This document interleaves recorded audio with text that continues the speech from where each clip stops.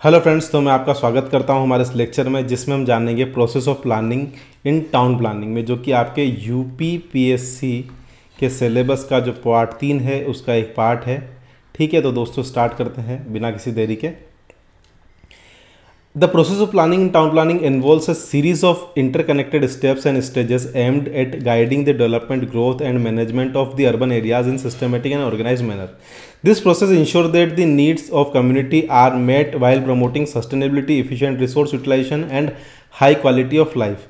तो दोस्तों, हमें जब टाउन प्लानिंग करनी होती है तो वो अलग अलग स्टेज, इंटरकनेक्टेड स्टेजेस और स्टेप्स में होती है ना। हमें उनको इस तरीके से जमाना है कि जिससे सस्टेनेबिलिटी को प्रमोट हो, जो कम्युनिटी वहाँ रहती है उसकी जो ज़रूरतें हैं वो पूरी हो जाए, जो रिसोर्सेज अवेलेबल हैं उनका यूटिलाइजेशन जो है वो इफ़िशिएंट रिसोर्स यूटिलाइजेशन होना चाहिए। सबसे पहले मैं बात करता हूँ problem identification and goal setting की। Problem identification, goal setting. The planning process begins with identifying existing problem, challenges and opportunities within the urban area. अब देखिए अर्बन एरिया के अंदर क्या क्या चैलेंजेस हो सकते हैं। मैं थोड़े से जो मेरे एग्जांपल होते हैं वो ट्रांसपोर्टेशन को लेकर बेस्ड होते हैं कि मेरा स्पेशलाइजेशन ट्रांसपोर्टेशन में है। जैसे आप जानते हैं कि कोई पर्टिकुलर चौराहा है तो वहाँ पर क्या हो रहा है, कौन सी समस्या है, ट्रैफिक की समस्या है, तो ये एक प्रॉब्लम है। अब इस प्रॉब्लम के अलग अलग सॉल्यूशन हो सकते हैं। पहला सॉल्यूशन आता है कि डू नथिंग, कुछ मत करो, है ना, जैसा है वैसा चलने दो। दूसरा, आप एक ट्रैफिक पुलिस वाले को खड़ा कर सकते हो। ठीक है। थर्ड आता है आपका ट्रैफिक लाइट वाला आ सकता है। ठीक है। उसके बाद आता है आपका फ्लाईओवर बना दो आप ऊपर से, है ना। तो ऐसे आप अलग अलग सॉल्यूशंस होते हैं। अब उसमें क्या क्या चैलेंजेस आने वाले हैं सॉल्यूशन में वो प्रोवाइड करने में, सबसे पहले हमें एक प्रॉब्लम को आइडेंटिफाई करना है। Goals and objective are to set based on the identify issue and the desire future state in city और रीजन। मतलब जो भी आपने इश्यूज आइडेंटिफाई किए हैं उसके बेस पर आपको गोल और जो ऑब्जेक्टिव्स हैं वो सेट करने होंगे। फिर data collection and analysis. Comprehensive data is collected regarding demographic, land use, infrastructure, transportation, environment and more.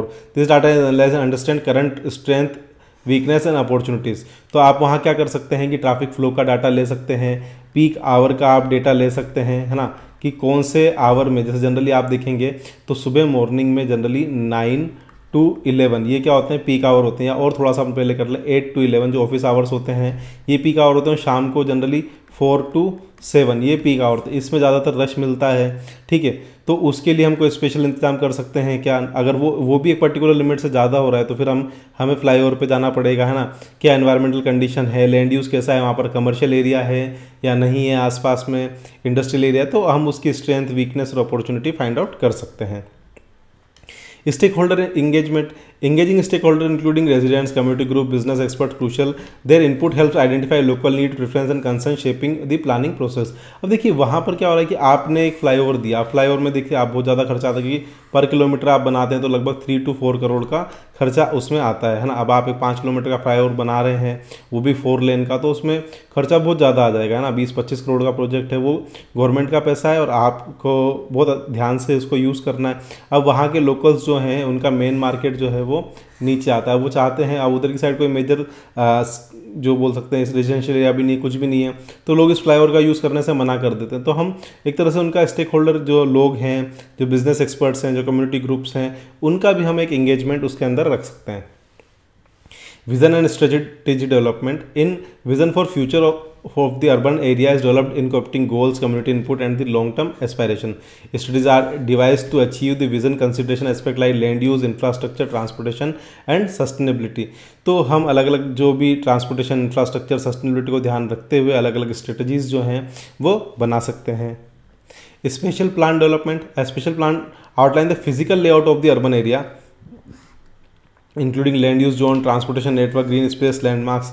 तो जो आपकी सिटी है उसमें कहाँ पर ग्रीन स्पेस रहेगा, है ना। जैसे मान लीजिए बाहर आउटर में आपने पूरा ग्रीन स्पेस दे रखा है ना, उसका डेवलपमेंट क्या होगा। सिटी में जो घर डेवलप होंगे वो कैसे डेवलप होंगे, उनकी स्पेसिंग क्या होगी, ये सारी की सारी चीज़ें आप उसमें डिसाइड करते हैं।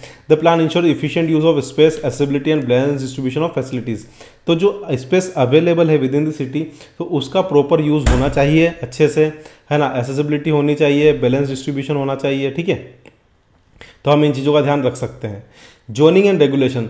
Zoning regulation are establish to allocate land for different uses such as residential, commercial, industrial and recreational.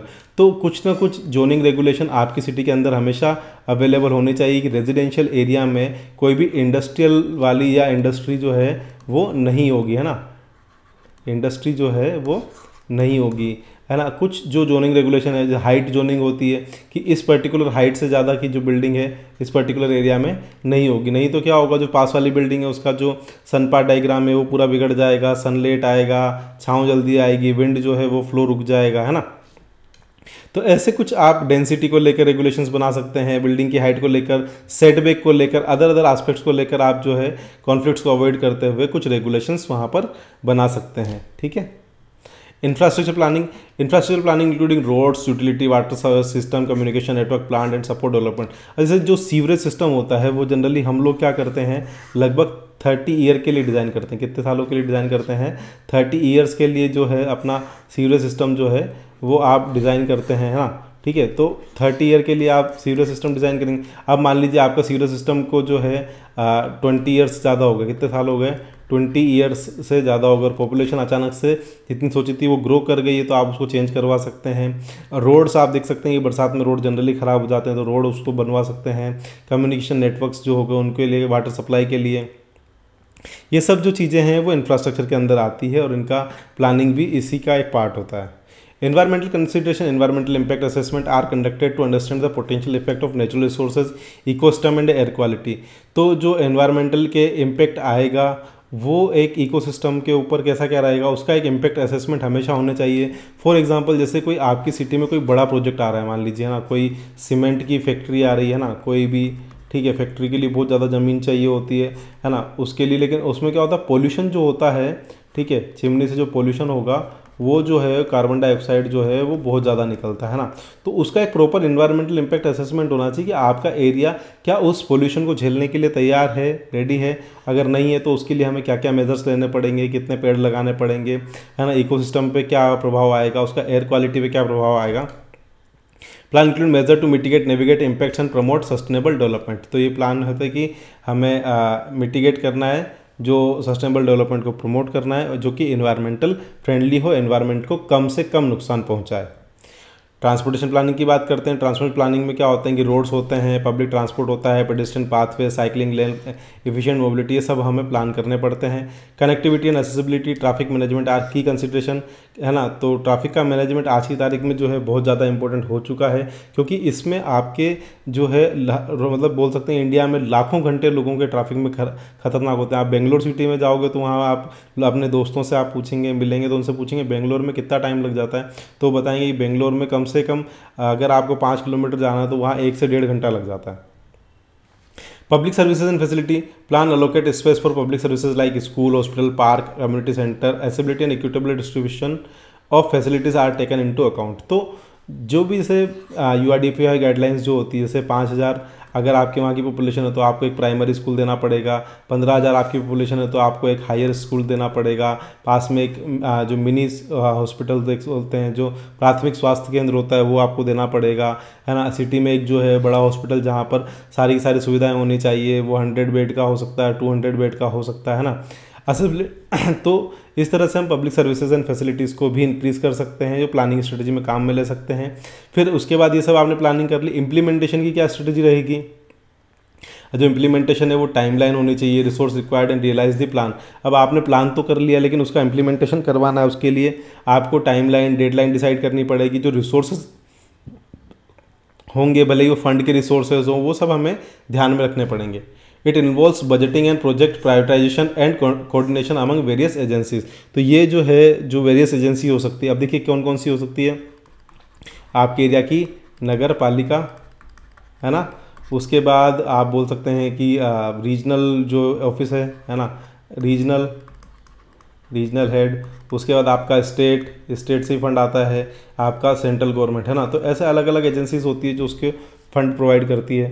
Public participation and approval, the develop plan is shared with the public and stakeholder for feedback and approval. Public participation ensure that the plan aligns with community needs and values. तो जो भी आप plan कर रहे हैं तो एक उसका जनरलाइज आपको बोल सकते हैं कि पेपर में आपको उसका देना पड़ता है, कि हम ये चीज़ निकालने वाले हैं, किसी प्रॉब्लम हो तो वो 15 डेज़ के अंदर 30 डेज़ के अंदर अपनी आपत्ति दर्ज करा सकते हैं। Adoption and regulation, once approved the plan is adopted by relevant authority and integrated into legal framework and regulation, zoning codes, building regulation, development standards are updated to reflect the plan. तो जो भी zoning में परिवर्तित करने हैं, जो भी changes करने हैं, तो वो उस प्लान के अकॉर्डिंग ही होना चाहिए, है ना। अगर उसमें दिया हुआ है कि आप इतनी हाइट से ज़्यादा बिल्डिंग नहीं बना सकते हैं तो फिर नहीं बना सकते हैं, ठीक है। Monitoring and review, ongoing monitoring and periodic review assess the plan progress and effectiveness, adjustment are made to address changing condition, emerging issue and new opportunities। तो ऐसा नहीं है कि प्लान के अंदर चेंज नहीं हो सकता। आपने कुछ 20 ईयर्स के लिए प्लान किया है, जब आप बना रहे हैं तो अचानक से कोई नई टेक्नोलॉजी आ गई, जैसे अभी आज की तारीख में आप देख सकते हैं कि AI का बहुत ज़्यादा बूम आ चुका है ना। तो AI आजकल हर चीज़ में इन्वॉल्व होने लग गया। तो अब उस केस में क्या हो रहा है कि हमें जो है AI का यूज़ करते हुए हम उसमें कुछ चेंजेस कर सकें, जो अपॉर्चुनिटीज़ है उनका और यूज़ कर सकें, जो काम थोड़ा महंगा हो रहा था उसे और सस्ता कर सकते हैं। तो ऐसा काम हम उसकी मॉनिटरिंग भी करेंगे और उसका रिव्यू भी करेंगे। Adaptation and control improvement, the planning process is iterative, allowing for adaptation and improvement based on the feedback and outcomes as the urban area evolves, the plan updated to ensure the relevance and effectiveness। तो क्या होता है कि planning process जो है वो एक तरह से बोल सकते हैं कि अडेप्टिव होना चाहिए। मतलब जो भी आपने प्लान किया है उसमें अगर कुछ चेंजेस आ रहे हैं तो ऐसा नहीं कि वो बहुत ज़्यादा स्ट्रिक्ट हो कि नहीं हम ऐसे ही चलेंगे, उसको आप टाइम के अकॉर्डिंग अडेप्ट कर सकते हैं, ठीक है। As the urban area evolves the plan is updated to ensure its relevance and effect. और प्लान जो है हमेशा अपडेटेड होता रहना चाहिए ताकि उसकी रिलेवेंस और इफेक्टिवनेस बनी रहे। कोई चीज़ आउटडेटेड हो गई है जो आपने अभी प्लान की थी, वो 2-3 साल बाद आउटडेटेड हो गई, तो फिर हमें उसे यूज़ नहीं करना है। और आप मेरा लेक्चर यहाँ तक देख रहे हैं और आपने अभी तक सब्सक्राइब नहीं किया है तो प्लीज़ सब्सक्राइब कर दीजिए। The process of planning in town planning is dynamic and collaborative involving multiple stages stakeholder. It strives to create well designed sustainable and liveable urban environments that cater the need of residents while promoting economic, social and environmental wellbeing. तो environment अच्छा होना चाहिए, sustainable development होना चाहिए, जो लोग रह रहे हैं वो लोग अच्छे से रहें, उनकी क्वालिटी ऑफ लाइफ इंक्रीज़ होनी चाहिए, जो लोग हैं कोलैबोरेटिव अप्रोच को हम बना सकते हैं स्टेक होल्डर को लेकर। तो ऐसी सारी चीज़ों को ध्यान में रखते हुए हम अपना जो प्लानिंग प्रोसेस है उसे कंप्लीट कर सकते हैं। आई होप आप सबको अच्छे समझ में आया होगा। Thank you so much, please subscribe. मिलते हैं नेक्स्ट लेक्चर में जल्दी ही। Thank you so much.